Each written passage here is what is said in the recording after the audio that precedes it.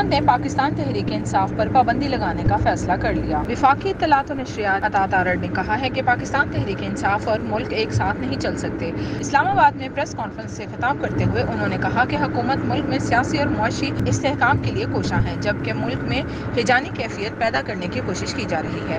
ان کا کہنا تھا کہ عوام کو ریلیف دینے کے لیے ہمارے اہداف مقرر ہیں۔ 7 خون معاف کے نام سے ٹریلر چلایا جا رہا ہے۔ یہ کچھ بھی کریں، ملک کے خلاف سازش کریں، فورن فنڈنگ لیں، بیرون ملک لابنگ کریں، پاکستان کے خلاف قراردادیں پاس کرائیں، سائفر کا ڈرامہ رچائیں، 9 مئی کے حملے کریں، ملک کو ڈیفالٹ کرنے کی کوشش کریں، آپ کو پوچھنے والا کوئی نہیں ہے۔ یہ ایک تاثر دیا جا رہا ہے ملک میں۔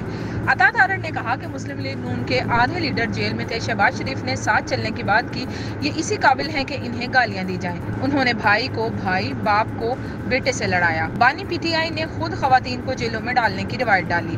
وزیر اطلاعات نے کہا کہ مخصوص ذہنیت کو پروان چڑھایا جا رہا ہے، ہماری اعلیٰ قیادت اور خواتین کو جیلوں میں ڈالا گیا۔ انہوں نے کہا کہ ہمارے تحمل اور برداشت کو کمزوری سمجھا گیا، اس کا بھرپور جواب دوں گا، بس بہت ہو گیا، اب مزید نہیں۔ پاکستان تحریک انصاف اور ملک ایک ساتھ نہیں چل سکتے۔ حکومت نے مخصوص نشستوں کے کیس میں سپریم کورٹ کے فیصلے کے خلاف نظر ثانی کی اپیل دائر کرنے کا اعلان کر دیا۔ انہوں نے کہا کہ حالیہ فیصلے میں یہ تاثر ہے کہ پی ٹی آئی کو بن مانگے ریلیف دیا گیا۔ پی